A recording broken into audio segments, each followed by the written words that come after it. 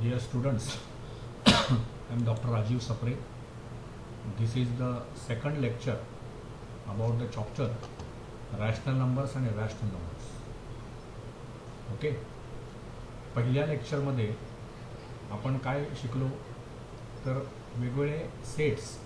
पहिला होता आपण बघा इथे, I will go through that speedily. We started with natural number set. You should know that it contains the numbers 1, 2, 3, 4, 5 and so on. How many numbers are there in the set of natural numbers? Infinitely many. Then we added 0 to that, we got W. Then we added negative integers, we will say. That is why I am saying that natural numbers with negative sign. Minus 3. 3 is a natural, minus 3 is not a natural number, but I wanted to say की आपण natural नंबर्सला negative चिन्ह देणार. ते natural number नाही राहत मग, परंतु ते सर्व निगेटिव्ह इंटिजर्स असं त्यांना आपण म्हणूया. पॉझिटिव्ह इंटिजर्स म्हणजे सेट ऑफ रॅशनल नंबर्स आणि 0 यांचा मिळून जो सेट तयार होतो त्याला म्हटलं आपण सेट ऑफ इंटिजर्स. पण याच्यामध्ये कुठलाही 2 इंटिजर्स तुम्ही घेतल्या 2 आणि 3 तर त्याच्यामध्ये अनेक नंबर्स आहेत which you can write in the form P/Q. म्हणून आपण रॅशनल नंबरची डेफिनेशन काय दिली बघा. Number of the form P/Q where P and Q are integers and Q is non-zero. Such a number is called rational number. Okay? आणि मग आपल्याला काही मुद्दे लक्षात पाहिजेत की every integer is a rational number. Okay? Maybe positive, maybe negative. It is a rational number. Then when you talk about numbers like 3/5, 7/2, -3/5, all these are rational numbers. And you must know that between any two rational numbers you take, there are infinitely many irrational numbers. In short, तुम्हाला असं अपेक्षित आहे लक्षात ठेवणं की there are infinitely many rational numbers. कशामध्ये? Between any two rational numbers. मग आता कुठलाही इंटिजर हा रॅशनल नंबर आहेच. त्यामुळे 2 आणि 3 ह्या 2 इंटिजर्स झाल्या, त्यांच्यामध्ये किती रॅशनल नंबर्स आहेत? Infinitely many. And I told you one exercise was given in the previous lecture. Write down rational numbers between 0.5 and 0.8. You write, now there are infinitely many rational numbers. All of them you cannot write. So write at least 10. I will change that question. Write down, I will say at least 5. At least 5 याचा अर्थ काय? कमीत कमी 5. So here I will add at least 5. So कमीत कमी 5 rational numbers लिहा. कशाच्या मधले? ते 0.5 आणि 0.8 ह्याच्यामधले. असा तो तुम्हाला मी एक्झरसाइज दिलेला आहे. I hope you tried that. Okay, now see I always tell, mathematics is not a spectator game. Just by listening the lectures you will not understand mathematics. By reading the book you cannot understand mathematics. You have to solve the problems. You must have conceptual clarity. प्रत्येक concept आपल्याला नीट समजला पाहिजे, तरच आपल्याला सर्व गोष्टी पुढच्या समजणार आहेत. So now I think definitely you know की what is rational number. Rational number in Marathi it is called परिमेय संख्या. Right? So I will repeat it again. whenever you write a number in the form P/Q, where what should be P and Q, they should be integers and denominator जो आहे तो non-zero integer असला पाहिजे. Then it is a rational number. You cannot write 5/0. This is not allowed actually. Not allowed one to do. Because division by 0 never allowed. So असे जे numbers आहेत P/Q where P and Q are integers आणि Q हा non-zero म्हणजे denominator non-zero, we call it as a rational number. Okay, now what? If you call it as a rational number, then I want to compare. बघा आपण असं म्हणतो ना, integers समजा मी घेतल्या 10 आणि 12. या ज्या 2 इंटिजर्स आहेत 10 and 12 belong to Z. Belong to हे सिम्बॉल याचा अर्थ काय? 10 आणि 12 are in the set of integers. Z is the set of integers. Right? मग आपण कसं करतो बघा, आय कम्पेअर 10 and 12. मला आपल्याला माहिती आहे 10 इज लेस दॅन 12. ही लेस दॅनची कोण? आणि 12 जर घेतला तर तो greater than 10. Right? 10 is not equal to 12. असं आपण कंपॅरिझन करतो. Whenever 2 numbers are given, you are interested in knowing which is, are they equal or which is smaller or which is greater.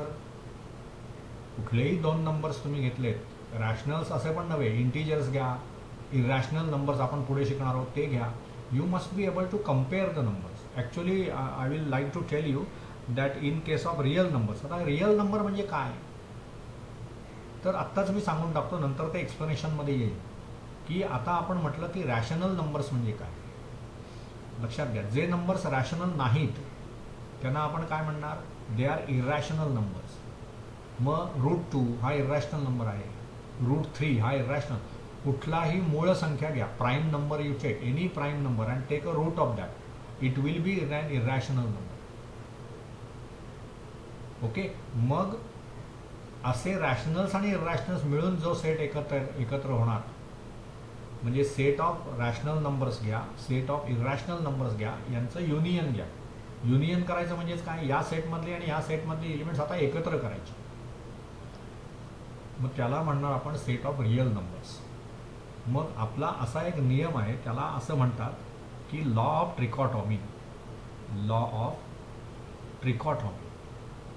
C many things I will tell which are not in your book, but they will be very important to you, very beneficial to you. So आपण काय म्हणणार law of ट्रिकॉटॉमीमध्ये, if A and B are any two real numbers, any two, this is important, any two real numbers, okay, then either a is equal to b or a is less than b or a is greater than. कुठलेही दोन real numbers तुम्हाला दिल्यानंतर एकतर ते equal असतील, ए आणि बी एकतर equal असतील, किंवा ए हा बी पेक्षा लहान असेल किंवा ए हा बी पेक्षा मोठा असेल. ह्याच्यात काय कौतुक आहे, it is very normal issue. तुम्हाला समजा तुमच्या वर्गातले दोन मुलगे आपण घेतले किंवा दोन मुली घेतल्या आणि त्यांना असं एका शेजारी उभं केलं आणि पहिल्या मुलीची उंची मोजली, दुसऱ्या मुलीची मोजली, किंवा पहिल्या मुलाची उंची मोजली, दुसऱ्या मुलाची उंची मोजली, तर काय होणार, एकतर त्या दोघांची उंची समान असेल, किंवा पहिल्या मुलाची उंची दुसऱ्या मुलाच्या उंचीपेक्षा कमी असेल, किंवा पहिल्या मुलाची उंची दुसऱ्या मुलाच्या उंचीपेक्षा जास्त असेल. चौथा पर्याय काय असूच शकत नाही ऑप्शन. यालाच म्हणतात लॉ ऑफ ट्रिकॉटॉमी. इदर ए आणि B, suppose A and B are heights of the students, what can happen, they can be equal, or height of the first student is less than height of second student, or height of first student is greater than height of second student. This is the law of trichotomy. म्हणजेच काय, we always compare two numbers, we want to compare. आपण बघा result लागल्यानंतर आपल्या दोन विद्यार्थी जेव्हा मित्र असतील तेव्हा एकमेकांचे मार्क कम्पेअर करतात. मला जास्त मिळाले की आपल्याला समान मिळाले की त्याला कमी मिळाले, what ever. They compare the marks. Marks are compared, heights are compared, intelligence is compared. Everywhere we compare. Wealth is compared, health is compared. बरोबर ना, वेल्थ म्हणजे श्रीमंती, हेल्थ म्हणजे प्रकृती. कंपॅरिझन, मग मी तुझ्यापेक्षा वीक आहे, मी तुझ्यापेक्षा स्ट्रॉंग आहे, हेल्थ इज कम्पेअर्ड. असं म्हणजे थोडक्यात कंपॅरिझन हे आपल्याला करावं लागतं. मग आता रॅशनल नंबर्सचं, रिअल नंबर्स नंतर बघू आपण. रॅशनल नंबर्सचं कंपॅरिझन कसं करायचं, जसं तुम्ही इथे इंटिजर्सच्या बाबतीत म्हटलं की 10 is less than 12, this is true ना, 12 is greater than 10, this is also same story we are writing. आपण 12 इकडे नेला की ग्रेटर दॅन होणार. जर 10 हा 12पेक्षा लहान आहे तर 12 हा 10पेक्षा मोठा आहेच ना, nothing new in that. So comparison of the integers we always do. आणि ते कसं करतो बघा, कंपॅरिझन ऑफ इंटिजर्स ज्यावेळी मला करायचं आहे त्यावेळी मी काय करायचं बघा, ही समजा रिअल लाईन आपण काढली, ठीक आहे. Now I write the numbers here, okay. Integers मी लिहितो, इथे समजा मी मध्ये 0 लिहिला, इथे 1 लिहिला, इथे 2, इथे 3 etcetera 4. Integers I am writing, not rational number. Integers are rational numbers, but in particular I am writing integers. Now here it is -1, here it is -2, here it is -3 etcetera. So आपण कसं करतो, आपल्याला हे माहिती आहे की left to right ज्यावेळी आपण मूव्ह होतो, डावीकडून उजवीकडे, त्यावेळी नंबर वाढत जातो. म्हणजेच 5 हा नंबर 1पेक्षा मोठा आहे, कारण 5 हा 1च्या उजवीकडे आहे. -2 इज लेस दॅन 1. का तर -2 हा 1च्या डावीकडे आहे. जेव्हा एखादा नंबर मी फिक्स ठेवला तर त्याच्या उजवीकडचा नंबर, उजवीकडची इंटीजर ही या इंटीजरपेक्षा मोठी असणार आणि डावीकडची छोटी असणार. बघा मग आता 2 आणि 3 मध्ये मी कम्पेअर केलं तर 2च्या 3 कुठे आहे? उजवीकडे आहे. म्हणून 3 हा 2 पेक्षा मोठा आहे. 2 हा 4च्या डावीकडे आहे. बघा ना, हे 4 आहे ना, त्याच्या डावीकडे 2 आहे. म्हणून 2 हा 4 पेक्षा लहान आहे. डावीकडे असलेली संख्या लहान असणार, उजवीकडे असलेली संख्या मोठी असणार. त्याच्यासाठी एक संख्या आधी फिक्स केली पाहिजे. तुम्ही समजा 0 फिक्स केला तर what are the numbers, what are the integers to the right of the number, they are greater than. आणि what are the numbers left to that, they are less than. I hope you understand this. मग पण आता आपल्याला rational numbers compare करायचे. मग rational numbers म्हणजे कसे असणार बघा. You know how what is the nature of rational numbers. बघा, कुठलाही रॅशनल नंबर आपल्याला असा असणार ना A/B फॉर्ममध्ये, आणि दुसरा असणार C/D. मग आता A/B हा जो रॅशनल नंबर आहे, रॅशनल नंबरचा सेट आधी लक्षात घ्या. मी इथे ते लिहितो की set of rational numbers, set of rational numbers is denoted by Q. Q means quotient. आता सेट्सची नावं लक्षात ठेवा. नॅचरल नंबरचा सेट कुठल्या अक्षराने दाखवतात, कुठल्या लेटरने दाखवतात? Capital N. होल नंबरचा सेट कॅपिटल W. इंटीजर्सचा सेट कॅपिटल Z. आणि आता रॅशनल नंबरचा सेट Q म्हणजे quotient. So this contains all the rational numbers. As integers are rational numbers, integers are also here. या सेटमध्ये सर्व रॅशनल नंबर्स आहेत, हे लक्षात घ्या.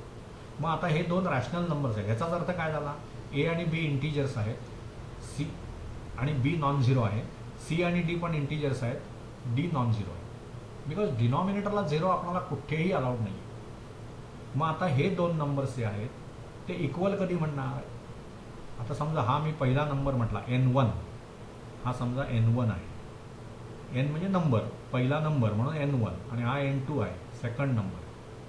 तर आपण हे क्रॉस मल्टिप्लिकेशन करायचं. क्रॉस मल्टिप्लिकेशन म्हणजे काय? पहिल्या नंबरचा न्यूमरेटर म्हणजेच अंशस्थानी जी संख्या आहे ती, आणि दुसऱ्या नंबरचा डिनॉमिनेटर म्हणजेच A आणि D चा गुणाकार, याला क्रॉस मल्टिप्लिकेशन म्हणतात. हे असं मग ते करायचं आपण. AD आणि इकडे काय होणार? BC. AD म्हणजेच A गुणिले D, मध्ये गुणिले चिन्हावरील लिहायची पद्धत नसते. AD आणि BC. जर AD आणि BC इक्वल असतील, then your number 1 is equal to number 2. नियम लक्षात घ्या. AD लेस दॅन BC असेल, then N1 is less than N2. N1 is less than N2. And third possibility is AD is greater than BC, then you have N1 greater than N2. किती सोपं आहे बघा. You just cross multiply AD BC.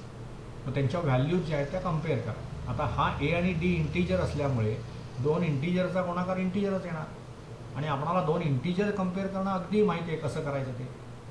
C how the things are done. You definitely know how the 2 integers are compared. ज्या 2 integers आहेत त्यातली उजवीकडची संख्या, उजवीकडची integer ही मोठी, डावीकडची छोटी. आणि उजवीकडे म्हणजे काय? रिअल लाईनवर. ही जी रिअल लाईन आपण वर काढलेली आहे, या रिअल लाईनचा सर्व ठिकाणी आपण संदर्भ घेणार.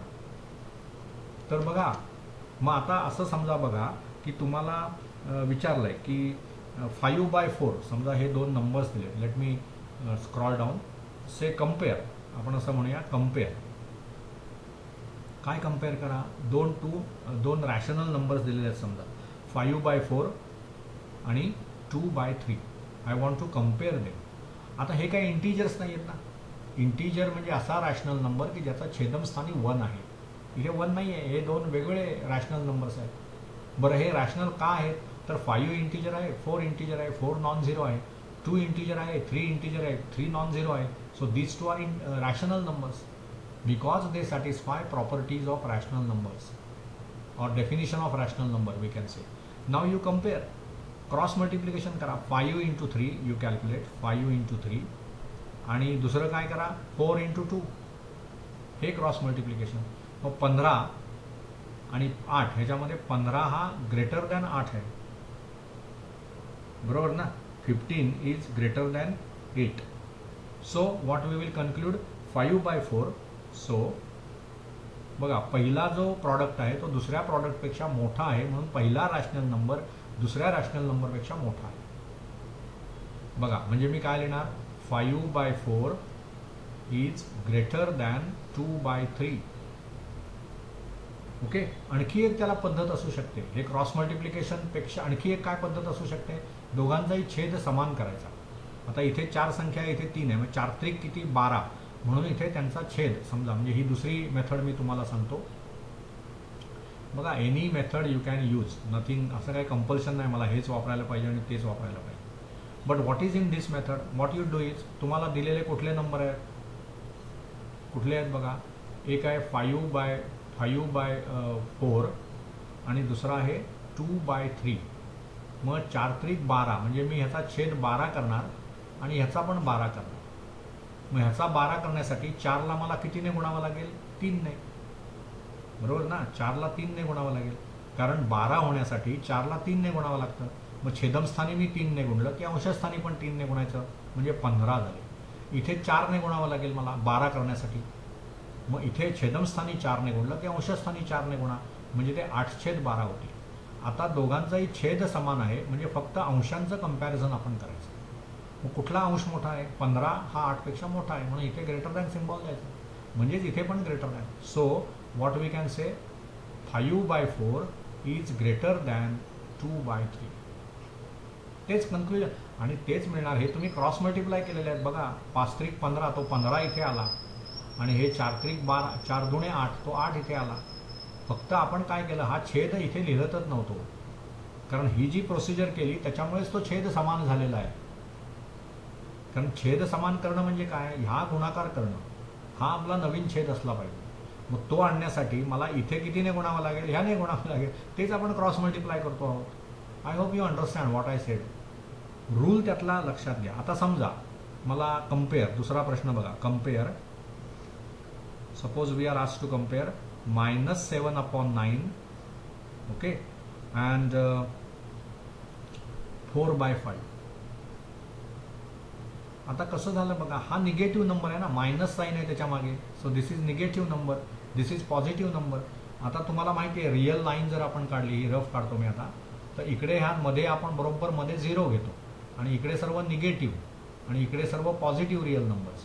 त्यामुळे कुठलाही पॉझिटिव्ह रिअल नंबर हा कुठल्याही निगेटिव्ह रिअल नंबरच्या उजवीकडे असणार, आणि म्हणून निगेटिव्ह नंबर हा नेहमी पॉझिटिव्ह नंबरपेक्षा लहान असणार, 0 पेक्षा लहान असणार. 0 हा कुठल्याही निगेटिव्ह नंबरपेक्षा मोठा असणार, आणि 0 हा कुठल्याही पॉझिटिव्ह नंबरपेक्षा लहान असणार, आणि निगेटिव्ह नंबर हा डेफिनेटली पॉझिटिव्ह नंबरपेक्षा लहान असणार. किंवा उलटं आपण बोलायचं झालं तर कुठलाही पॉझिटिव्ह नंबर हा निगेटिव्ह नंबरपेक्षा मोठा असणार. त्यामुळे ह्याच्यात काही आपल्याला गुणाकार वगैरे काही करण्याची गरजच नाही. हा निगेटिव्ह आहे, हा पॉझिटिव्ह आहे, right. So what we can say as every negative number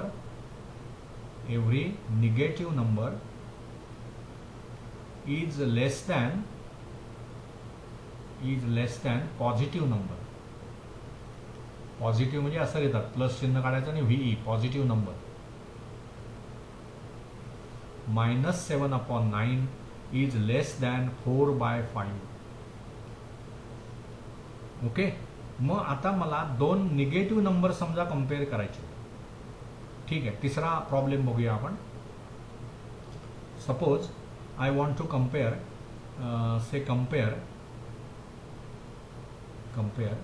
से आपण असं म्हणूया -7/3 and -5/2. So both are negative. मग आपण काय करू शकतो, दोन्ही पॉझिटिव्ह करायचे आपण. सो आपण असं म्हणूया कन्सिडर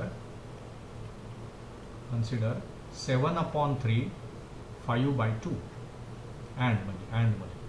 आता हा क्रॉस मल्टिप्लिकेशन करा. 7 दुणे 14 आणि हे 3×5 15. 14 हा 15पेक्षा लहान आहे, म्हणून 7/3 हा जो नंबर आहे तो 5/2 पेक्षा लहान आहे, म्हणून त्याला वजा चिन्ह दिलं की मधलं लेस दॅनचं ग्रेटर दॅन करायचं. So -7/3 is greater than -5/2. काय सांगितलं मी? जेव्हा दोन निगेटिव्ह नंबर्स कंपेअर करायचे आहेत त्यावेळी ही प्रोसिजर वापरायची. त्यांना आपण पॉझिटिव्ह आहे तसं समजायचं. म्हणजे 7/3 आणि 5/2 असेच घ्यायचे. मायनस साईन विसरायची तात्पुरती. मग क्रॉस मल्टिप्लिकेशन करा. म्हणजे 7 दुणे 14, 5 त्रिक 15. मग 14 हा 15पेक्षा लहान आहे. म्हणून पहिला नंबर 7/3 हा 5/2 पेक्षा लहान आहे, 5/2 पेक्षा लहान आहे. परंतु आपल्याला 7/3 आणि 5/2 खरं दिलेले नव्हते, निगेटिव्ह दिलेले होते.